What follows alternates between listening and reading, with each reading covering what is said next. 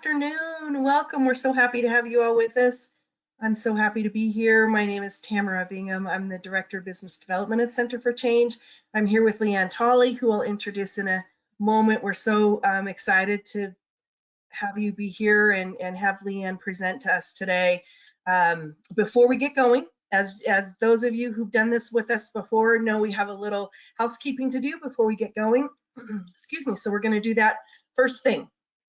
A copy of the PowerPoint is in the handout section of the toolbar. So if you look at your GoToWebinar toolbar, you'll see a section that says handouts, and you'll see a copy of the PowerPoint there. You're welcome to download that if you'd like to reference it later. We also have it on our website under the Professionals tab and the Webinars tab. You'll see all of our former webinars are archived there along with those PowerPoints. So you can always get it there if you'd like. A copy of the post test is in that same section, the handout section of the toolbar. This is for reference only. In order to obtain continuing education credit, you must take the post test online, and I'll talk more about that in just a minute. You're welcome to submit questions in the questions section of the toolbar. We'll try to get to a few of those at the end of the presentation, so feel free to type those in throughout the presentation. I'll keep an eye on them, and then we'll circle back at the end with LeAnne and have her answer some of those questions. When the webinar ends, there will be an evaluation that will automatically pop up on your screen.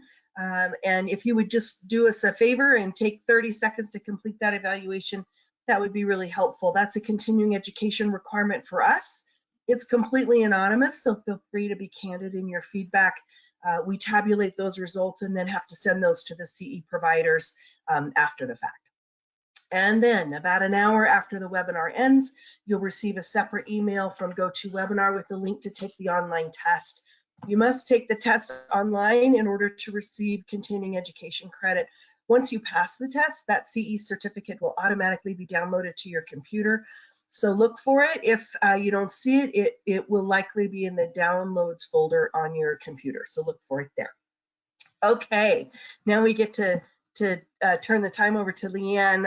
I'm so excited to be here with LeAnne today. We go way back. LeAnne goes even further back at Center for Change than I do. LeAnne's been working as a yoga teacher at Center for Change since 2001. So you can do the math. She still looks 25 to me, so I don't understand how that math works, but she's been at the center forever and is just a staple and a wonderful human. We're so happy that she continues to work with our patients at the center. LeAnne's the Director of Experiential Therapies, and she oversees all of that. She's a really in-demand presenter. Her topics are becoming more and more involved and exciting in the field, and in fact that's why we're having this webinar today. LeAnne did one for us earlier in the year, and we had so many comments from folks asking for more. So I'm really excited to have you all be with us today, and I'm looking forward to LeAnne's presentation. And I'll pop back on, LeAnne, at the end when you're finished, and we'll answer some questions, but I'm going to turn the screen over to you. So let me hand it to you real quick.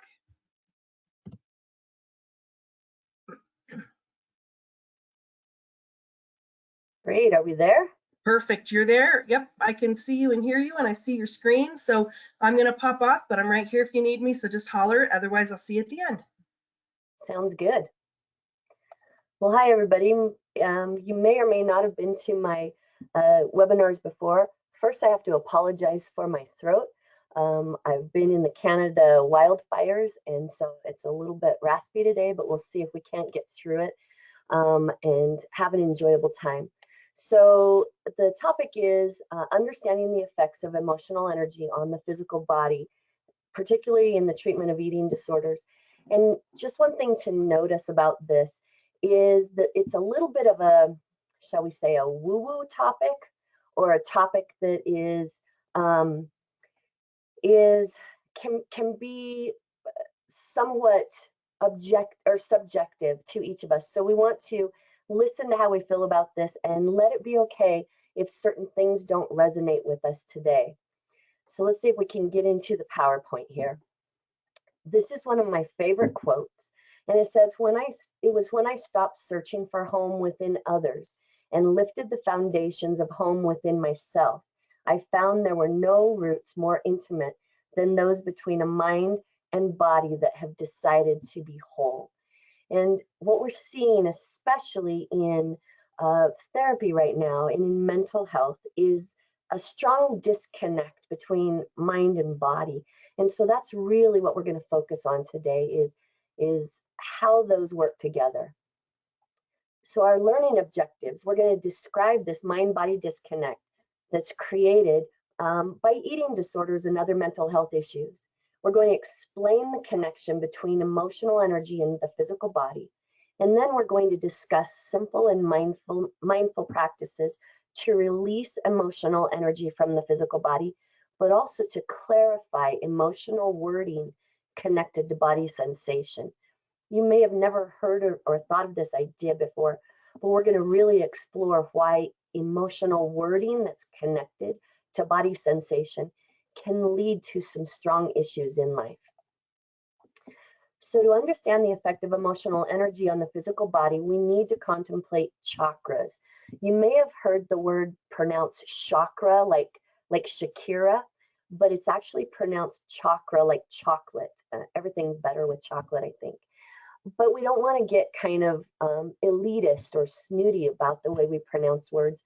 And so it's okay if you say chakra or chakra. And we could spend a lifetime studying chakras and never learn all there is to know. I've been studying chakras and teaching chakra workshops for about 20 years now, and I still don't know everything. So the information in this webinar is just a compilation of the items that are most agreed upon in the area of chakra study. So the word chakra is a Sanskrit word. Sanskrit is a Hindi language that means wheel and is used in many therapeutic modalities. Chakra sound association is used in music therapy. Chakra colors are used in art therapy. Chakra movement is used in yoga therapy, and chakra breath association is used in relaxation and meditation therapies. And these are all part of chakra study, but they merely point us to the main issue, and that is how we have physical engagement with emotions. Simply stated, over the years, people have asked me how to define chakras, and finally I came up with this single line answer. Simply stated, chakras are the physical map of how emotional energy affects our physical body. So where we feel an emotion is often attributed to why we feel an emotion. And so we're going to explore and understand this emotional map, and it can give us insight into mind-body disconnect and associated avoidance patterns. So the study of chakras is the study of energy waves. Now, just to let you know, this is going to be interactional. Even though we can't see each other, we want to be interactive, because if we're going to reconnect mind and body, emotions and physical, then we have to do something. So as we're going, I'm going to ask you in your place, wherever you are, to do something or to kind of practice with me. So we're going to look at the study of energy waves. So the universe, our whole universe, is made up of energy waves: light, sound, thermal energy, etc. The significance of the energy is present when it's interpreted. So light, the light spectrum, is interpreted as color. We see different colors. Various waves are moving at various speeds. The sound spectrum is interpreted as tone, and this is various sound waves moving at various speeds. And then the thermal spectrum is interpreted as temperature, various thermal waves moving at various speeds. So let's take a look at those.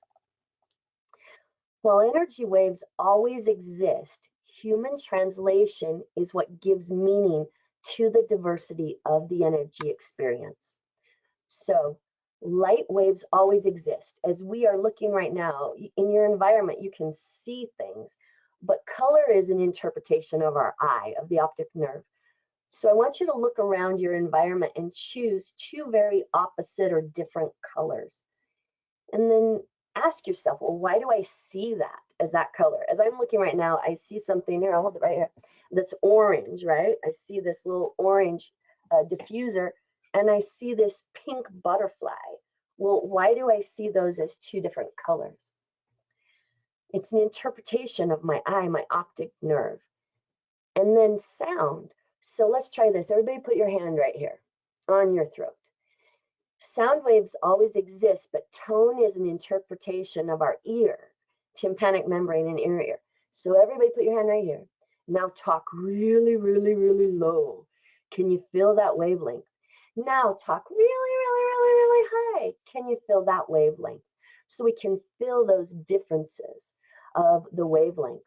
And then thermal or temperature is, it always exists. There's always thermal energy, but temperature is an interpretation of our integumentary system, that's our skin, and other symptoms. So we interpret heat or cold. Some of us may be really cold right now. Some of us may be having hot flashes. I don't know. But the temperature is interpreted or translated according to us. How do you feel hot and cold? And so I'll ask you a question. This is kind of profound, but really simple. Does color exist here? Or does color exist here in my eye? The reason we ask is this doesn't change. Whatever this item I'm holding in my hand doesn't change, but my eye interprets it. And so would color exist if I did not have an optic nerve? If I was blind, would our interpretation of color still exist? The light wave would still exist. I just couldn't interpret it. Same thing with sound. If you put your hand right in front of your mouth and speak, you can feel the waves, the sound waves. But does sound itself, or tone maybe, does it exist here as the wave leaves my mouth, or does it exist in my ear as my ear interprets the sound? And so sound or tone, sound waves exist, but tone is only an interpretation of my ear. Same thing with temperature. Temperature always exists, but it's only an interpretation of the skin that is interpreting whether it's hot or cold. Similarly, emotions have a wavelength, and our physical body, we are the interpreters. Just like light, sound, and thermal, emotions are an energy wave, and we can feel their effect in the physical body. Different emotions have a different wavelength because we feel them in different areas of our body. So where we feel an emotion is due to why we feel an emotion. We call this the emotional theme. Think about it. We can kind of map. Have you ever been in a car accident? Maybe not a really bad one, just a fender bender, and you feel it in the pit of your stomach. Or have you ever been in an argument with somebody and you feel it in your throat? Or have you ever been in love and you feel it in your heart? So these are emotional themes, and we can map these emotional themes within the physical body, and we can identify some physical symptoms associated. Really quick, just to kind of a side note, caveat here. Western medicine, for as long as it has existed, has been kind of reactive. We get a list of symptoms, and then their physical symptoms, and then we try to explain it and then give some type of medication for it. Eastern medicine, if you will, and Eastern philosophies have always kind of added additional information to the inquiry. Not only physically, what are we feeling, but emotionally, what is going on in your life. And so over thousands of years, that has been mapped. Did you know hundreds of years ago in Western civilizations, it was illegal to do an autopsy on a body? And so in the 1500s, we actually believed that the heart was somewhere in the neck because that's where we could feel the pulse the strongest. And so we thought it was there, and slowly we came to interpret that it was lower by the lungs. And so what we've done with Western medicine is we have identified where physical parts of the body are according to symptoms. So people who have certain symptoms, we can map those and say, oh, that is lung infection, or that is kidney infection. And similarly, Eastern philosophies have mapped, well, what is emotionally going on in your life along with those physical symptoms, and they've just put the two maps together. And so we've been able to identify where we feel things is often attributable to why we feel things, and that's the emotional themes. So if we think of energy flow and we just think of our nervous system, We have millions of nerves. If you think about it, there's nerves all over, all the way to our fingers and toes. But all the nerves link back into our spinal cord. And so if there's an injury at a certain location in the spinal cord, it affects all the nerves below. So if we were to have a spinal cord injury very low in the lumbar vertebrae area, it would affect our legs because that's below all those nerves. If it was a little bit further up in our thoracic or our rib cage area, then it may affect the hip joint and the torso as well. And if it's even higher, it can affect the arms. So we notice that there's kind of a hierarchy of injury, and we can map it to the spinal cord. A healthy nervous system has free-flowing energy.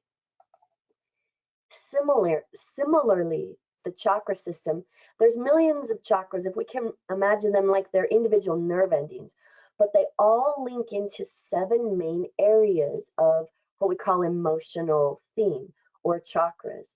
And so if there's an injury at a certain location in those areas, it can affect not only that emotional theme, but other emotional themes that may be past that injury.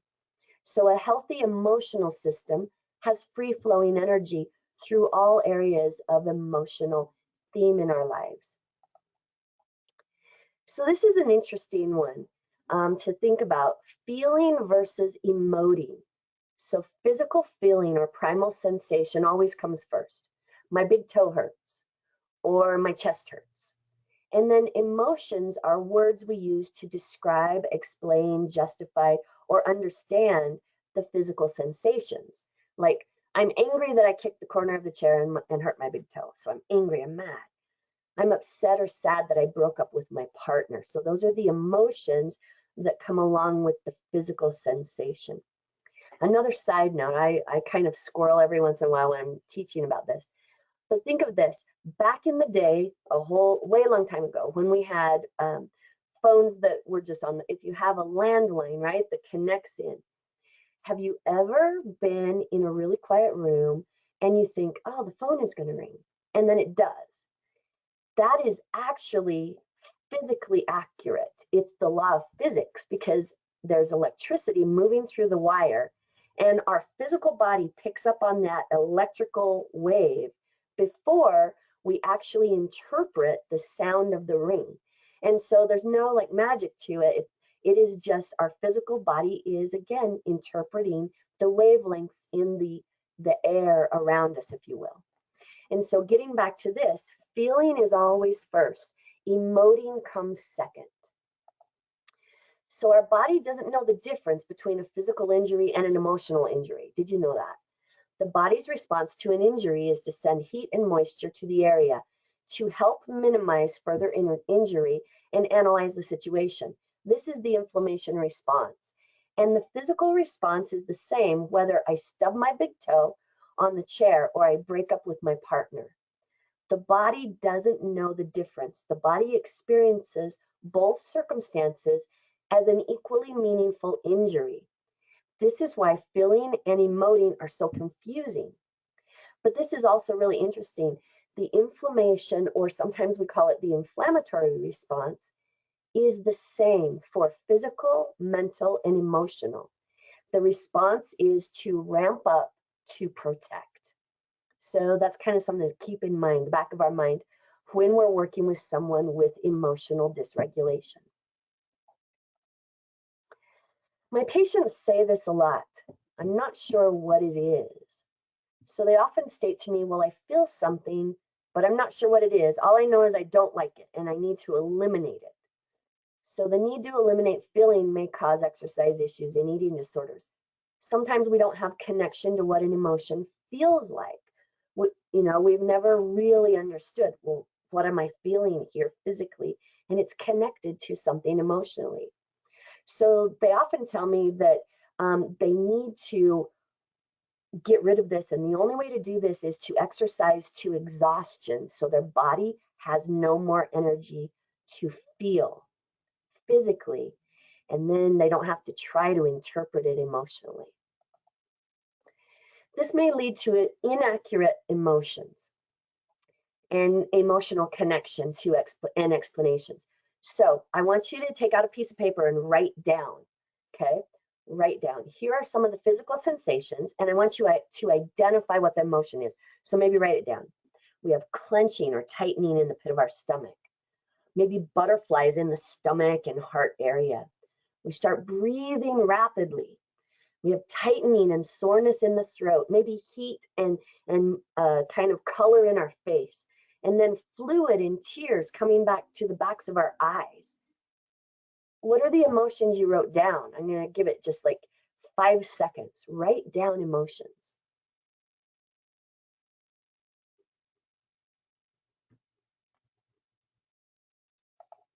Okay, now let's zoom out and see the whole picture. Imagine you're standing on a beach at sunset and your partner is holding a ring box. Well, what are these emotions? Clenching, tightening in the pit of the stomach, butterflies, rapid breathing, tightening in the throat, heat in the face, fluid and tears coming to our eyes. Look at the list you wrote. Did you write down negative things? Why do we always lean towards the negative interpretation of physical sensation? That's because life comes first and living comes after life is secure. When we do not feel like our life is stable and secure, then we are constantly in a kind of a fight or flight. And we think about it as the physical body, but it's even the emotional mind. Every sensation becomes a negative sensation. Every sensation becomes something we have to protect against. Living comes after life feels secure. So primal instinct versus emotional intelligence. The limbic system, that's our, like, we could think of it as like our reptilian brain. It leans towards anxiety, fear, flight, fight, or freeze. Freeze is part of that. And conditioned reaction, right? We hear a loud bang and we instantly jump. So our limbic system is conditioned to those responses. Even in the youngest brain that we can think of, those responses are inherently there. Emotional intelligence is what draws us out of that, what moves us away from it. So the prefrontal cortex is emotional regulation and emotional interpretation. And that's where we start to put the words together to explain the physical cues.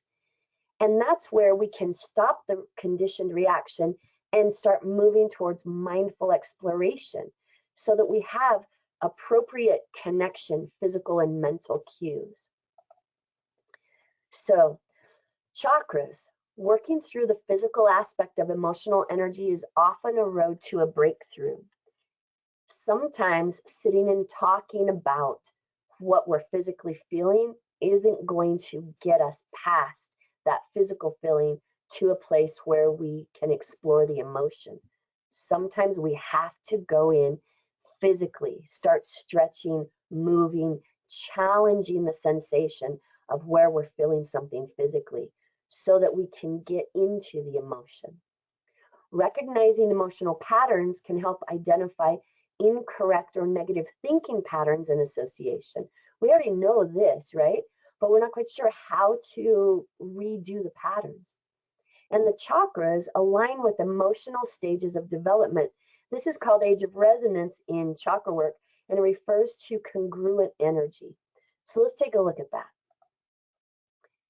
There's stages of development for the physical body. If you go with me, like think about it, maybe write it down on your paper. How old is a baby when they roll over or they sit up? About, I don't know, 3 to 4 months when they roll over, 6 months when they sit up.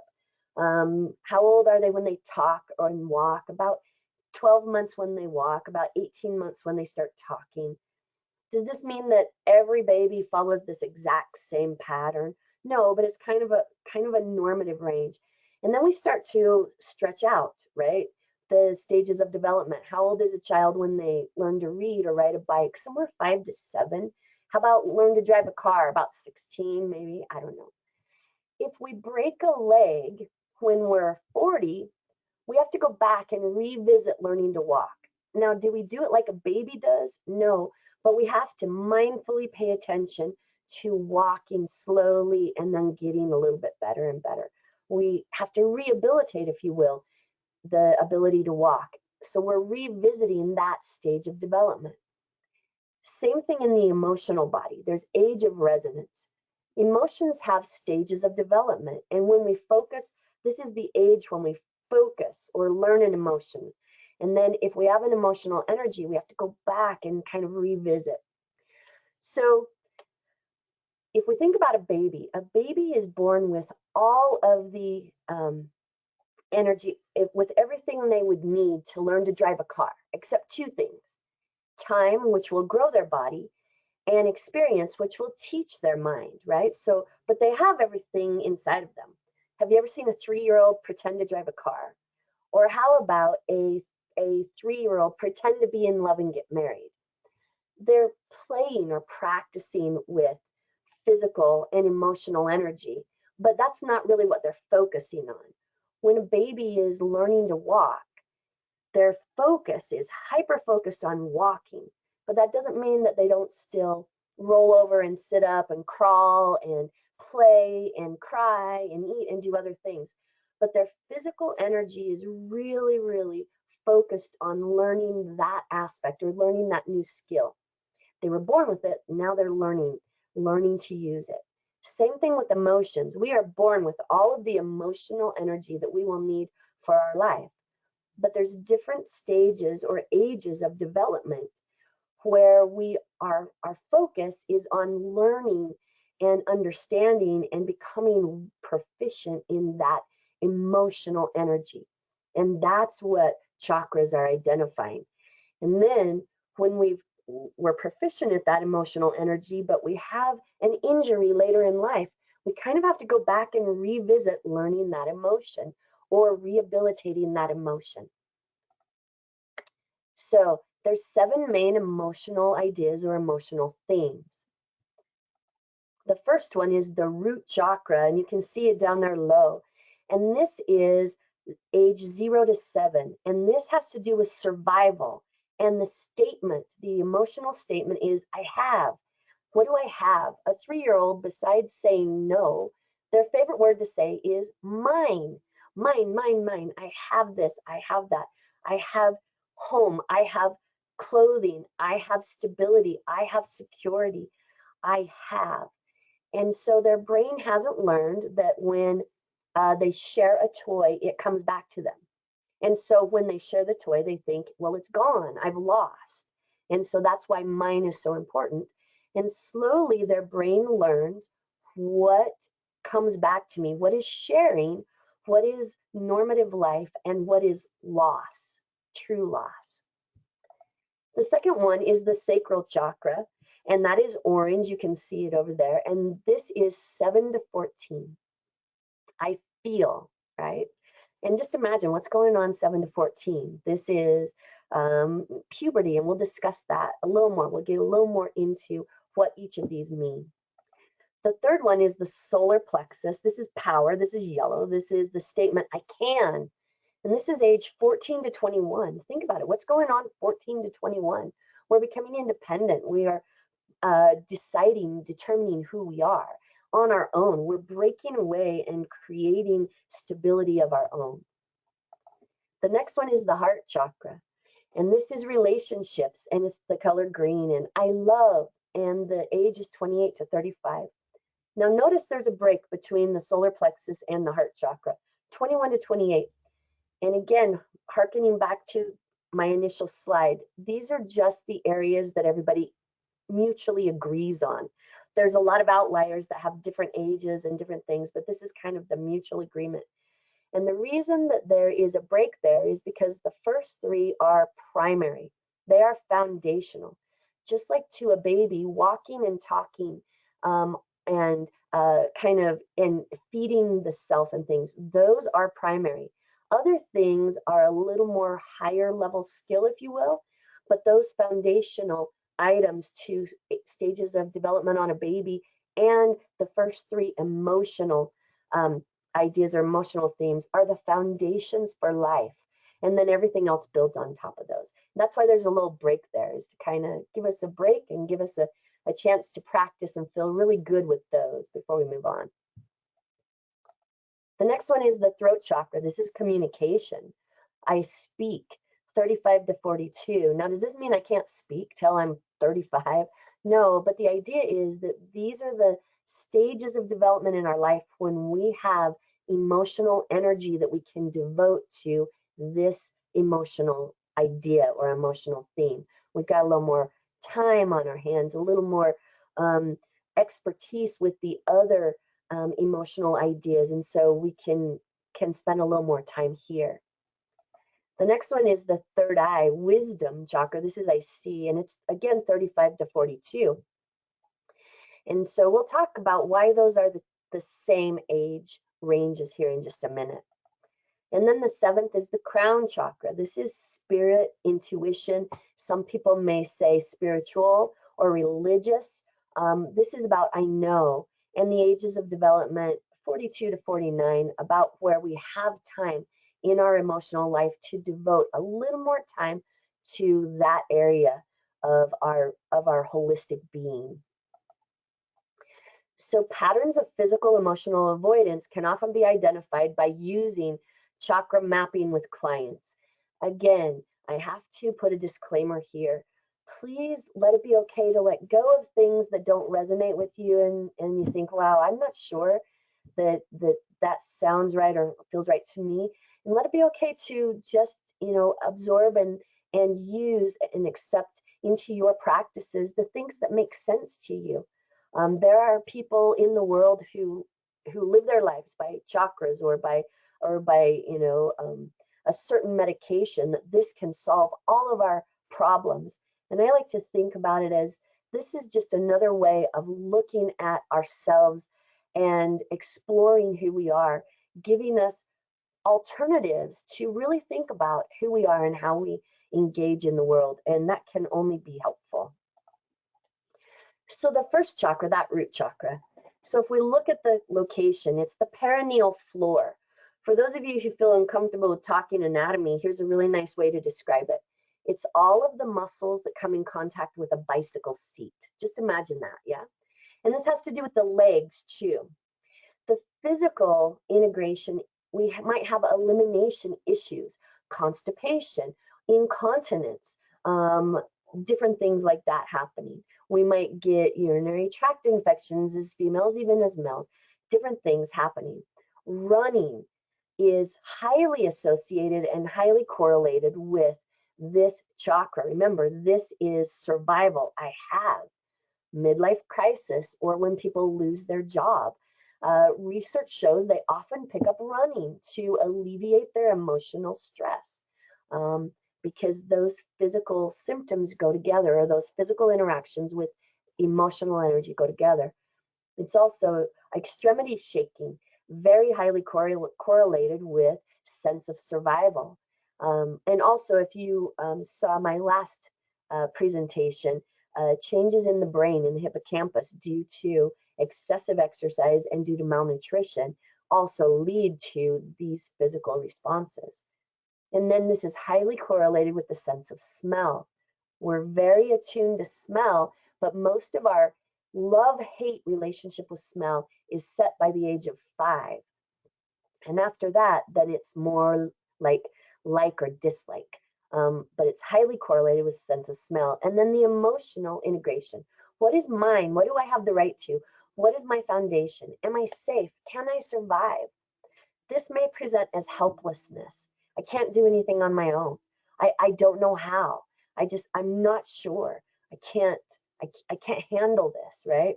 And in an emotional response of helplessness to our situations. The next one is the sacral chakra. This is Svadhisthana, is the name of it. I put the Sanskrit names up there. This is 7 to 14. So like we said, well, what's happening in 7 to 14? This is puberty, my likes, my dislikes. I'm a boy, I'm a girl, I like boys, I like girls. I love the smell of grass. I hate the color purple, right? And our likes and dislikes are changing day to day. This is the color of orange and the base of our spine or low abdomen.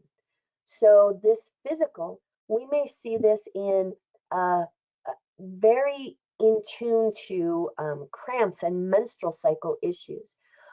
We may see low back, low abdominal issues as we kind of feel stifled in our ability to physically express ourselves. And so we really harness and kind of shut down physical movement in the hip joint and in that low area, which tends to lead to a lot of low back issues and abdominal issues, highly correlated with the sense of taste. The next one is the emotions. What is my personality? What do I like? What do I dislike? Do others approve of my personal preferences? This chakra is specifically engaged with how I think that others love me. So this is highly living from outside in. I am extremely, extremely influenced by the outside world, and that defines whether or not I feel comfortable stating my preferences. A good example would be if I just asked everybody who's out there, what do you want to do tonight? Let's go do something. Most of us would say, I don't know, what do you want to do? And that is a preconditioned response from this stage in our life to where we may have personal preferences, but we're afraid to state our preferences because we don't know that everybody will accept our preferences. And so we are constantly looking for outside approval from others, living from the outside in. So we present as confused. We change our mind a lot. We change our personality a lot to match what's going on around us. We change our identity a lot to match what's going on around us, whether it's to be exactly like other people or to be like that idea or that ideation that is going to get us what we're looking for, and that is acceptance and approval and acknowledgement and perhaps even attention. The next one is yellow, the solar plexus chakra. This is Manipura. This is I can. This is 14 to 21. So it's that mid-abdominal area, kind of the six-pack area. This has to do with digestive issues, intestinal issues, highly correlated with sense of sight. One of the first things that our eyes can do for us is they can keep the world away from us. If you think about it, the first chakra was the sense of smell, and to smell something, you kind of have to be close to it. The second chakra is sense of taste, so you have to be close to it. But now our eyes or sense of sight, we can keep the world away. So we have a lot of power plays here. This is about what I can do. What do I have control over? What or where is my power? I'm trying to figure out who I am as a separate person from the rest of my family of origin or the people around me. So we may present as passive, like we'll just go along with everybody. Or aggressive. We may be extremely aggressive here. And can you imagine if you didn't figure out in the previous chakra when you're trying to figure out who you are, my likes, my dislikes, and then all of a sudden now power is coming on? Sometimes we see this, I don't know what I like, but I know the people I don't want to be identified with. And so I just choose whatever they like, I don't like. And so it's that oppositional, and part of oppositional is because I don't know what I prefer. And so I'm just opposing because I'm trying to figure out what I have power over. You know? The next one is the heart chakra. This is I love. And if you think about it, the ages 28 to 35, what are we doing here? What's going on at this time in our life? Maybe we are finding our passion. And maybe that passion is that I find a significant other. I want to have children. I don't want to find a significant other. I don't want to have children. We're determining what our passions are. I have a passion for something outside of myself. And the location is the heart, lungs, and the arms. So physical, we have a lot of issues with breathing issues and heart issues. Maybe anxiety, right? Something that ramps up the heart. We tend to protect the heart by constantly crossing our arms. We may present physically as touchy, extremely touchy, or very standoffish. And it's highly correlated with the sense of touch. And we're asking ourselves, who am I connected to? What are my passions? How do I express myself in the world?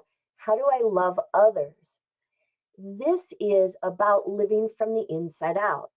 We're not worried so much about how people feel about us. We're worried about how we feel about people.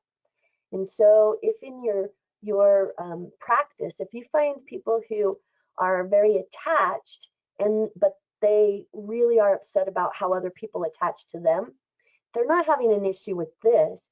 They're having an issue with their personal preferences back in that age 7 to 14, because they aren't recognizing the cues of how others love them.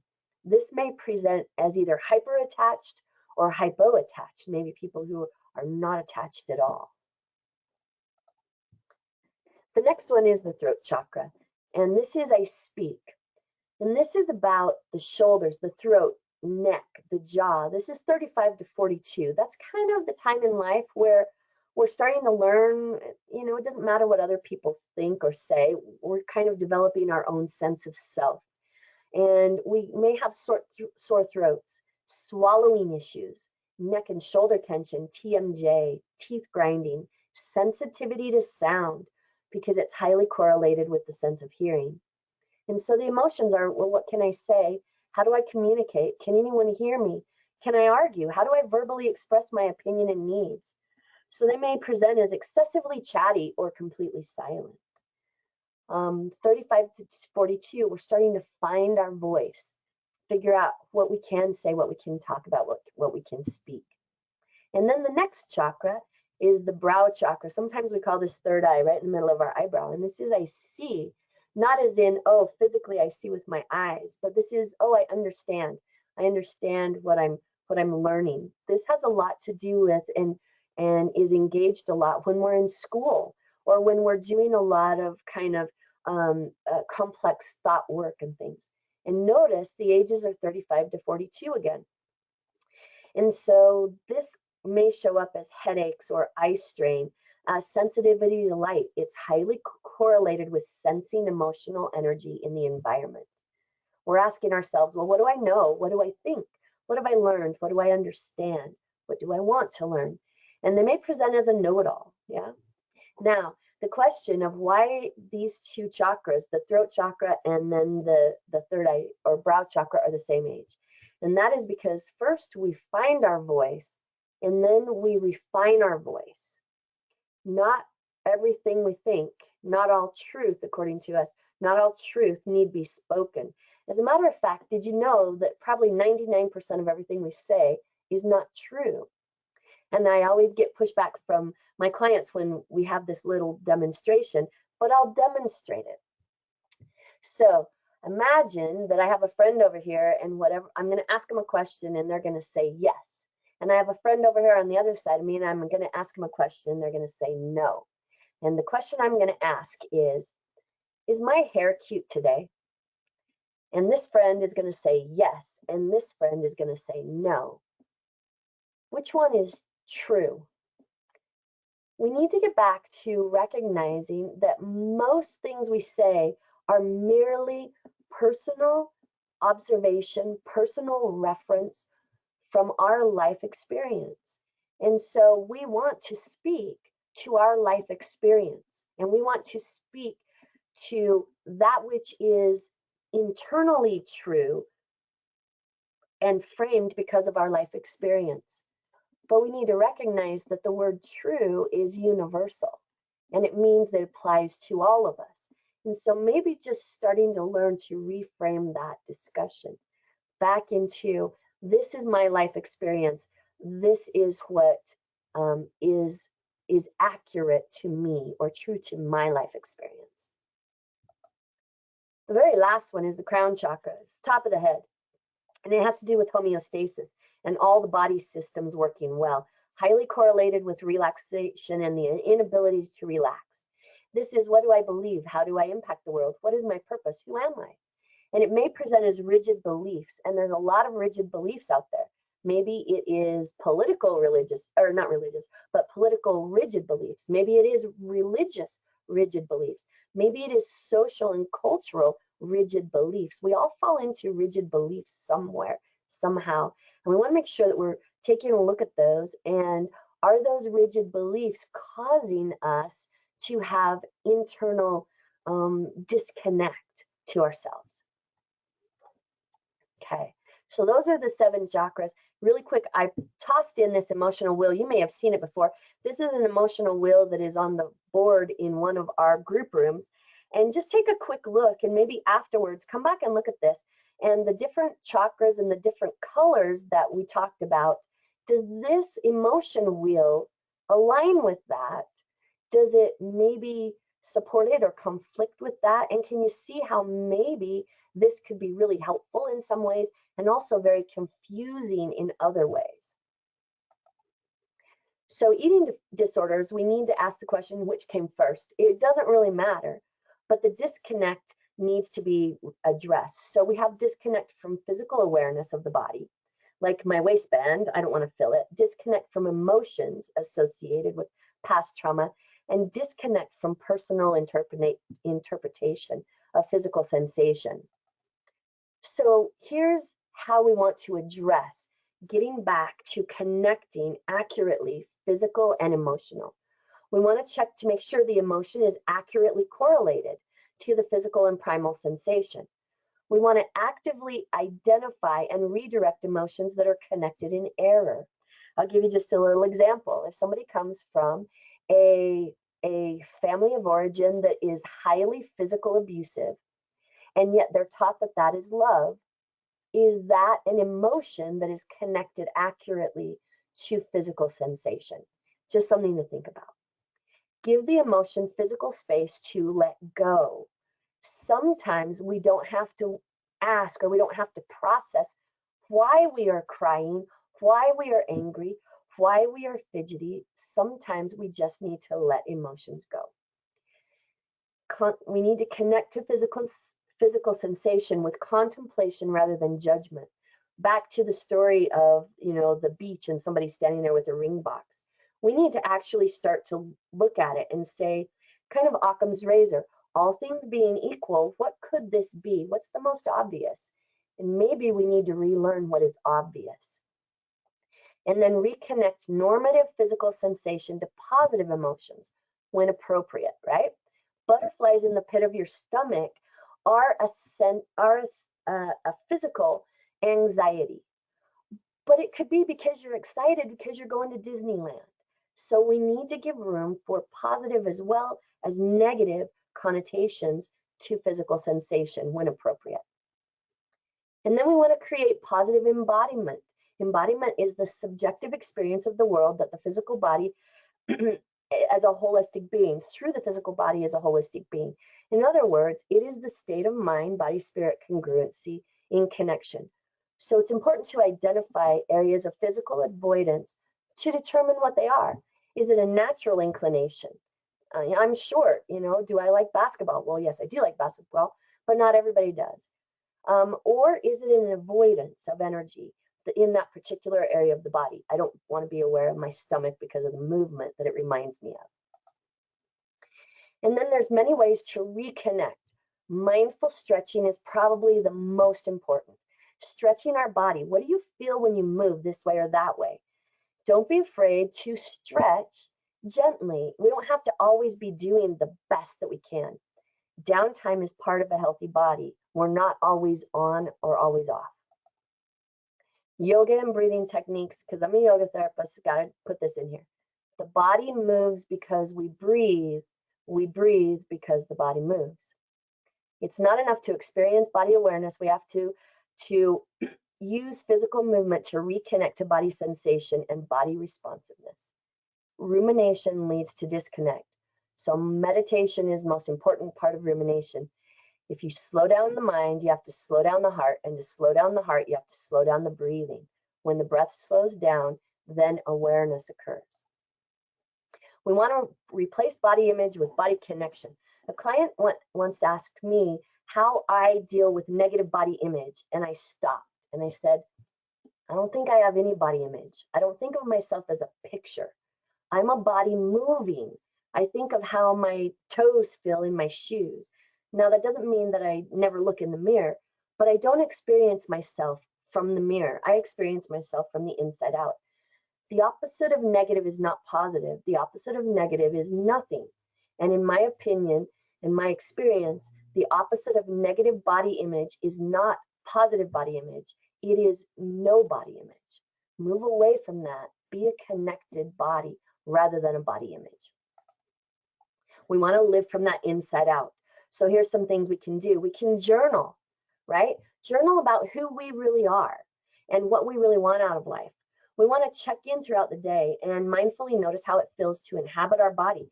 Do you feel, F-E-E-L, as well as fill, F-I-L-L, your entire body? Or do you shrink inside? Is there something that you are avoiding in your physical body? If you are, what are the emotions that might be connected to that? Studying anatomy and physiology allows for a different self-perspective than the reflection in the mirror. It's really important. When we're learning anatomy, we're not experiencing ourselves as a body or as a body image. We're experiencing ourselves as a living being. Relaxation and meditation. Re means again and lax means loose. That's why we call them laxatives. And we can laugh about that because that's funny. But we want to get into the practice. It's a learned skill, just like playing the piano or riding a bike. You must practice and explore. It's difficult to master, and it's easy to give up on. Most people do, but it's worth the effort. And then we want to, if we're doing relaxation, meditation, or any type of exploration, gentle body movement, maybe we're even actively dancing in things. We want to allow participations, if we're trying to be calm and quiet, to stay seated and keep their eyes open if they want. We want to talk about what's working, what's not working in the moment, and kind of work through it rather than just give up on it. And then anything that draws the mind and body into the present is a form of relaxation and meditation. On my way home from work, I relax every night. I listen to hard rock music on my way home because it draws my mind away from work and puts me into the present.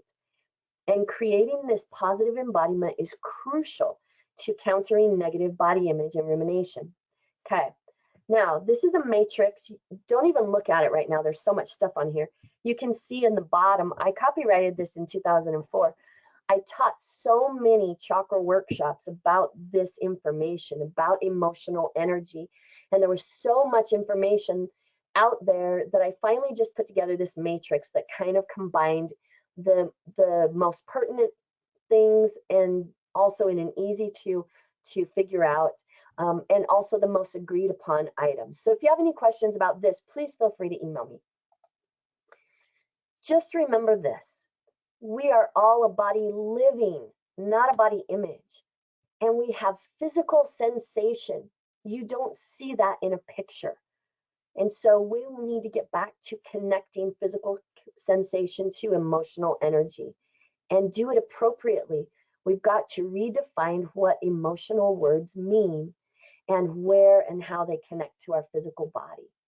So as I say to my patients every day at the end of every group that I do, we are a body living, not a body image. I tried to end it early just in case there's any questions. I apologize if I was talking so fast. You can re-listen to the recording at half speed, and that may help. I'll turn it back to you, Tamara. You did great, LeAnne. It wasn't too fast. It's a lot of information, and you covered it beautifully, so thank you. We have a couple of questions. Before we get to those, I just want to reiterate a couple of things.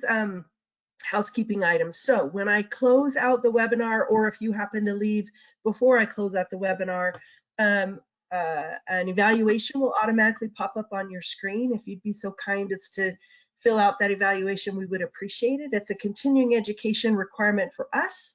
It's completely anonymous, so feel free to be candid in your feedback. Once everybody provides their feedback, then we tabulate those results and send those in to the CE providers. And then about an hour after I close out the webinar, each of you will receive a separate email from GoToWebinar. It will look similar to the confirmation email that you got when you registered, and it will have the link in it to take the online test. You must take the test online in order to receive continuing education credit. Once you've passed the test, the CE certificate will automatically be downloaded to your computer. If you don't see it, check your downloads folder. It could be hiding in there. Okay, we've got a few questions. We'll try to get to a couple. I know we're not over yet, but we're getting close. So let me get to the top of the list. This question comes to us from Rochelle. I think that's how you say your name. I hope I got it right, Rochelle. Rochelle says, why do chakras start low in the body and move up to the top of the head in age? Is there any significance? If we think about the brain starts at the back, right, as a baby, and then we slowly move forward. As we age, the brain starts to develop more and more and more. And similarly, the reason with chakras is because our physical body, actually foundation and primal energy is at the bottom. And when we think about the ages, it's more just identifying this is the age when we have time to pay attention to that energy, as opposed to, oh, you can only be that age to do that energy. But it moves physically from the bottom of the body. If we got into anatomy and physiology, I'd love to do another one, anatomy and physiology, but that's the way our physical body actually also created from a zygote to the different stages of development in utero. And it all started with our tailbone. And so everything moves from there. And so chakra energy starts at the tailbone. And that's as good as I can get. How's that for an answer? That makes sense. That makes sense to me.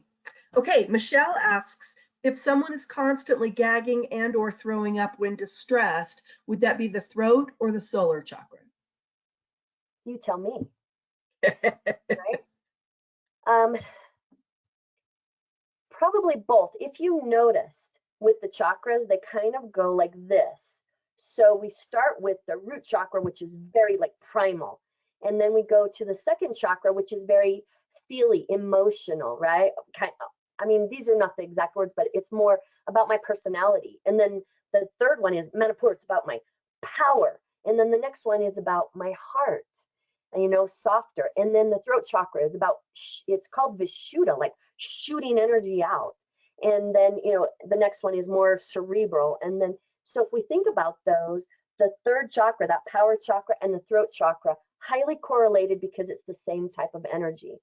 And so I would guess, just a guess, totally from my experience, because I've been doing this for a gazillion years, it starts with the communication, because the throat tightens up, and then most of our gag reflex and most of our throwing up actually starts here. And then the power will start, you know, that abdominal area will kind of tighten up. Gag reflex tightens our abdominal area physiologically anyway, but I would guess it's communication rather than power that's causing that. Thank you. The next question is from Kitty. Kitty asked, I love all the information and want to dive more into chakras. Do you have recommendations for good e-sources? I do. I don't have them right here on hand. If you will email me, I'd be happy to give those to you. Wonderful. And if you can't get to LeAnne, you can send it to cfcwebinar@gmail.com and I'll forward them. So, and you have that email address on all of your information from the webinar registration. Okay, Carolyn says, do you have any quote go-to words or sayings that you use to meditate or relax? I have a couple. I'm a little bit, Tamara knows me, I have a little bit of dry sense of humor. And sometimes we think we have to have these, oh, be peaceful, be calm. Those are great. But have you ever been mad and somebody says that and you just want to punch them in the face? I do. And so when we don't have to go from 10 to 1 in energy. We could go from 10 to 9.5. That's a win. And so if I'm in like that kind of mood, I always say, well, there's a thought. And I say it in my head with that kind of snarky attitude. And then I say, what are my favorite shoes? Now together. And that seems really weird, but it kind of makes you smile, takes you out of it, that kind of a thing. And then the other one that I have is this, and it was the last slide. I'm a body living, not a body image. I'm a body living, not a body image. So those are probably two of my favorites. Perfect, thank you. And actually the next comment actually has to do with that, and we'll end on it because we're running out of time. Katie said, I just led a body image group where we talked about appreciation for different parts of our bodies, and at the end one of the patients said, we're a body living, not a body image. You make a great impact, LeAnne. Yay, I wanted to share that with you. That's awesome. Yay. We're so happy everybody could join us today. Thank you, LeAnne, for a wonderful presentation and for all that you do, not only at the center, but out in the world. And you make a great impact. We're so happy you could lead us today. So thank you. We'll let everybody go at this point. Thanks again for participating. Again, expect an email in about an hour with the link to take the test for your continuing education credit. And we'll see you next month, we hope, for our next webinar. Take care, everybody. Bye.